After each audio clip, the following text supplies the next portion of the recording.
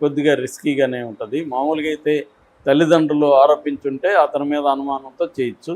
So ఇప్పుడేందంటే పోలీసులు ఆ phone మీద ఎక్కువ డిపెండ్ అయ్యారు. ఐఫోన్ గాని ట్రాక్ చేయగలిగితే అందులో లాస్ట్ కాల్ ఎవరికి చేసింది, ఎందుకంటే చాలామంది చనిపోయేటప్పుడు లాస్ట్ కాల్ వెరీ ఇంపార్టెంటు. అది ఎవరికి చేశారనేది కూడా వెరీ ఇంపార్టెంటు. అందులో ఏం మాట్లాడారనేది. సో అవన్నీ వచ్చినాక కానీ ఈ కేసు కొలుక్కొచ్చే అవకాశం అయితే లేదు. కృష్ణవేణి అనే ఒక 25 ఏళ్ళ అమ్మాయి పెళ్ళైన 40 రోజులకే ఆత్మహత్య చేసుకోవడం మిస్టీరియస్గా మారింది. ఈ అమ్మాయి చివరి కాల్ ఎవరికి వెళ్ళింది అనే దాని మీద పోలీసులు ఫోకస్ చేశారు. అయితే ఆ అమ్మాయి ఫోను ఐఫోన్ కావడం, ఐఫోన్లో పాస్కోడ్ పెట్టుకోవడం, దానివల్ల ఇప్పుడు అది ఓపెన్ కావట్లేదు. అందుకని దాన్ని ఫోరెన్సిక్ సైన్స్ ల్యాబ్కు పంపించారు. దాన్ని ఓపెన్ చేసి సిడిఆర్ కాల్ డేటా రికార్డు, తర్వాత చాటింగు, తర్వాత బ్రౌజింగ్ హిస్టరీ, ఎవరికి వెళ్ళింది లాస్ట్ కాలు, ఇవన్నీ విచారించి ఆ కాల్ వెళ్ళిన వాళ్ళతో మాట్లాడి ఇవన్నీ చేస్తే కానీ క్లారిటీ వచ్చే అవకాశం లేదు. అసలు డీటెయిల్స్ ఏంటి, ఈ అమ్మాయి ఎవరు, ఎవరిని పెళ్లి చేసుకుంది, తల్లిదండ్రులు ఏం చెప్తున్నారు అనే విషయాలు మనం చూద్దాం. ఈ అమ్మాయి పేరు కృష్ణవేణి. ఈ అమ్మాయి వాళ్ళ నేటి వచ్చి విజయనగరం రామభద్రాపురం మండలంలో మిత్తివలస గ్రామం. సో ఈ అమ్మాయి అంతకు పెళ్లికి ముందు నుంచి కూడా వైజాగ్లోనే ఉంటుంది. గోపాలపట్నంలో ఒక షాపులో పనిచేస్తూ ఆ అమ్మాయి ఒక హాస్టల్లో ఉండేది మొన్నటి వరకు. దాని తర్వాత మేలో ఆ అమ్మాయికి మే 13న పెళ్ళయింది. పెళ్లి చేసుకున్న అబ్బాయి కూడా సేమ్ మండలం, అక్కడే మెంటాడ అనే గ్రామానికి సంబంధించినవాడు.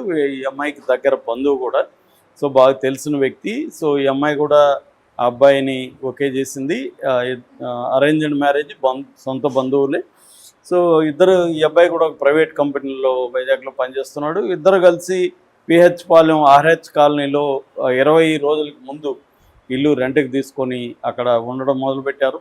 సో ఉన్నాక వాళ్ళిద్దరూ చాలా అన్యోన్యంగా ఉండేవాళ్ళని చెప్తున్నారు.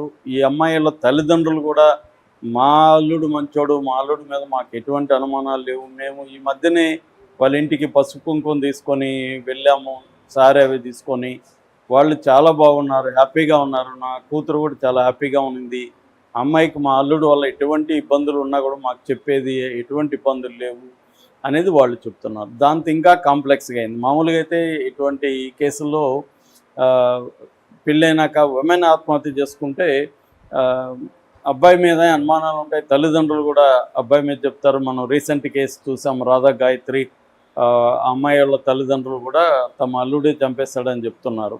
సో ఇక్కడ మాత్రం పేరెంట్స్, ఈఎంఐ పేరెంట్స్, మా అల్లుడు మంచోడు, మా అల్లుడు అలాంటివి ఏమీ చేసే అవకాశం లేదు, మా అల్లుడు గొడవలు కానీ డౌరీగా డిమాండ్లు కానీ ఏమీ చేయలేదు, చాలా హ్యాపీగా ఉన్నారు ఇద్దరు అని చెప్తున్నారు. దాంతో పోలీసులకి కొద్దిగా టఫ్ అయింది. ఆల్రెడీ వాళ్ళు పోలీసులు భర్తను విచారిస్తున్నారు, చుట్టుపక్కల వాళ్ళని, తల్లిదండ్రులని అంతా కూడా విచారిస్తున్నారు. మరోవైపు పోస్ట్మార్టం చేశారు. ఈ అమ్మాయి ఎటువంటి సూసైడ్ నోట్ కూడా విడుదల చేయలేదు. అంటే పోస్ట్మార్టం రిపోర్ట్లో విసరా అదంతా కూడా టాక్సికాలజీ పంపించారు. అలాగే ఫోరెన్సిక్ సైన్స్ ల్యాబ్కి కూడా పెట్టారు. అంటే ఏమన్నా ఎవరైనా చంపి అమ్మాయిని గురిలాగా చేశారా, ఎందుకంటే ఈ అబ్బాయి అయితే ఆ టైంకి లేడు, సీసీటీవీ ఫుటేజ్లు కూడా చూశారు. అలాగే ఆఫీసులో కూడా విచారించాడు.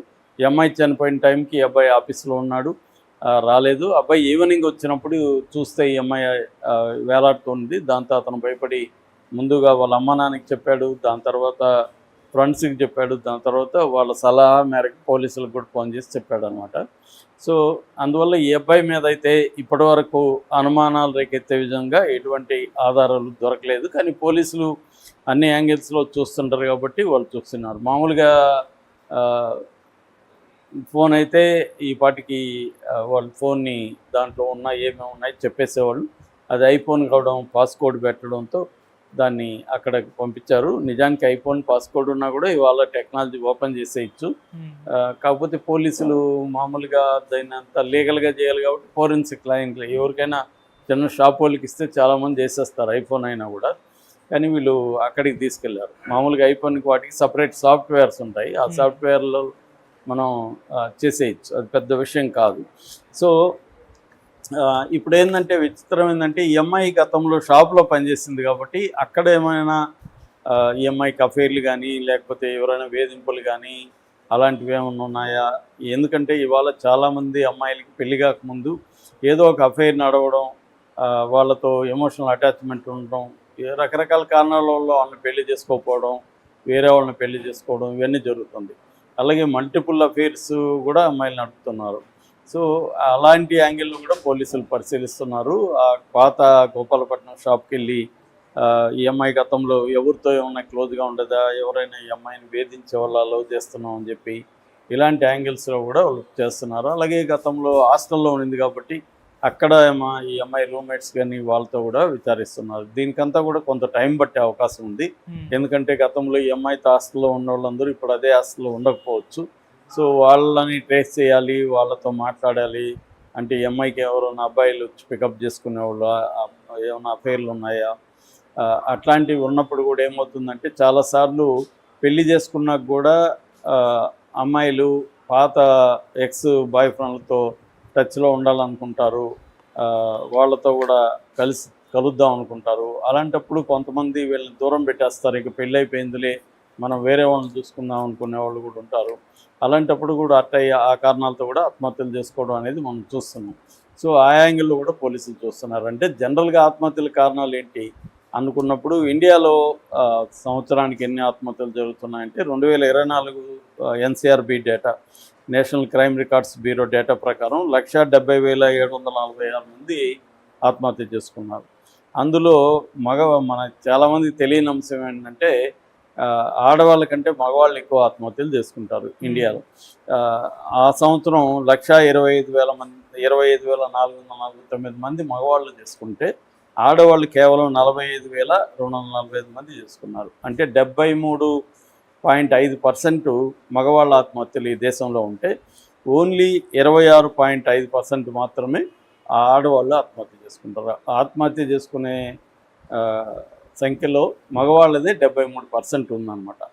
సో ఇది బేసిక్గా మనకి ఉన్న డేటా. అంటే చాలామంది అనుకుంటారు మగవాళ్ళు స్ట్రాంగ్గా ఉంటారు, అమ్మాయిలే వీక్గా ఉంటాయని. కానీ ఆత్మహత్యల డేటా చూస్తే రివర్స్.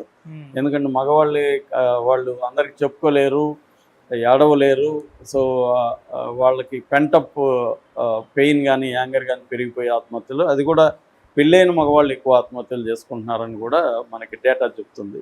సో ఆ రకంగా కూడా చూసుకున్నప్పుడు మనకి మగవాళ్ళు ఎక్కువ చేసుకుంటున్నారు. బట్ ఈ కేసులో ఈ అమ్మాయి ఇటు భర్త వైపు నుంచి ఎటువంటి ఇబ్బందులు లేదన్నప్పుడు అమ్మాయికి ఏమన్నా వర్క్ ప్రెజర్ అన్నా ఉండాలి, లేకపోతే ఆర్థికంగా ఏమన్నా సమస్యలు ఉండాలి, లేదా భర్త తెలియని టార్చర్ ఏమన్నా ఉండాలి. అంటే చాలామంది బయటికి నటిస్తూ ఉంటారు బాగున్నట్టుగా, బంధువులు పోయినప్పుడు ఇద్దరు కూడా నటించవచ్చు హ్యాపీగా ఉన్నట్టు. అదే మనకు తెలీదు, అమ్మాయి చెప్పకపోవచ్చు. ఎందుకంటే పెళ్ళి 40 రోజులు అయింది, ఇప్పుడే ఎందుకు మన ఇంట్లో ఇవన్నీ కంప్లైంట్లు ఇవ్వడం అని కూడా అనుకోవచ్చు. సో భర్త కారణం అయ్యిండే ఛాన్స్ ఉంది, లేదు అమ్మాయికి ఏమైనా ఎక్స్ అఫేర్లు ఏమైనా ఉంటే వాటి వల్ల కూడా చనిపోయే అవకాశాలు ఉన్నాయి. లేదు ఆర్థికంగా ఇద్దరు కూడా, ఈ అమ్మాయి షాప్లో పనిచేసింది, ఇప్పుడు పని చేయట్లేదు, భర్త ఎక్కడో ప్రైవేట్ కంపెనీలో ఉన్నాడు, ఆర్థికంగా గొడవలు కూడా వాళ్ళిద్దరి మధ్య ఉండొచ్చు. అంటే డౌరీ అడగకపోయినా ఆర్థికంగా సమస్యలు ఉండొచ్చు. మామూలుగా పెళ్ళైనాకనే ఇవన్నీ బయటకు వస్తుంటాయి. కొద్ది రోజులు అర్లీ డేస్లో ఇవన్నీ రావు. రోజులు గడిచే కొద్దీ ఆ రొమాన్స్ లేకపోతే ఇది తగ్గి నిజమైన సమస్యలు ఏవైతే ఉన్నాయో ఆర్థిక సమస్యలు అవన్నీ వస్తాయి. అంటే పిల్లల్ని కనుక్కోవాలంటే సమస్యలు, ఈ డబ్బులతో ఏ జీతంతో నేను ఎలా పెంచాలి, ఇవన్నీ ఇంకా అక్కడ ప్రాక్టికల్ ఇష్యూస్ వస్తాయి. ఆ ఇష్యూస్లో ఏమన్నా గొడవ పడి ఉంటే కూడా చెప్పలేము.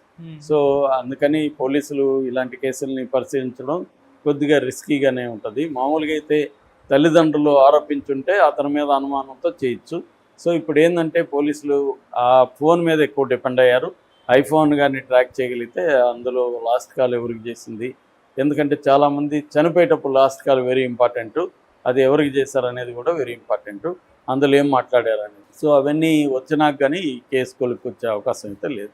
కృష్ణవేణి అనే ఒక 25 ఏళ్ళ అమ్మాయి పెళ్ళైన 40 రోజులకే ఆత్మహత్య చేసుకోవడం మిస్టీరియస్గా మారింది. ఈ అమ్మాయి చివరి కాల్ ఎవరికి వెళ్ళింది అనే దాని మీద పోలీసులు ఫోకస్ చేశారు. అయితే ఆ అమ్మాయి ఫోను ఐఫోన్ కావడం, ఐఫోన్లో పాస్కోడ్ పెట్టుకోవడం, దానివల్ల ఇప్పుడు అది ఓపెన్ కావట్లేదు. అందుకని దాన్ని ఫోరెన్సిక్ సైన్స్ ల్యాబ్కు పంపించారు. దాన్ని ఓపెన్ చేసి సిడిఆర్, కాల్ డేటా రికార్డు, తర్వాత చాటింగు, తర్వాత బ్రౌజింగ్ హిస్టరీ, ఎవరికి వెళ్ళింది లాస్ట్ కాలు ఇవన్నీ విచారించి ఆ కాల్ వెళ్ళిన వాళ్ళతో మాట్లాడి ఇవన్నీ చేస్తే కానీ క్లారిటీ వచ్చే అవకాశం లేదు. అసలు డీటెయిల్స్ ఏంటి, ఈ అమ్మాయి ఎవరు, ఎవరిని పెళ్లి చేసుకుంది, తల్లిదండ్రులు ఏం చెప్తున్నారు అనే విషయాలు మనం చూద్దాం. ఈ అమ్మాయి పేరు కృష్ణవేణి.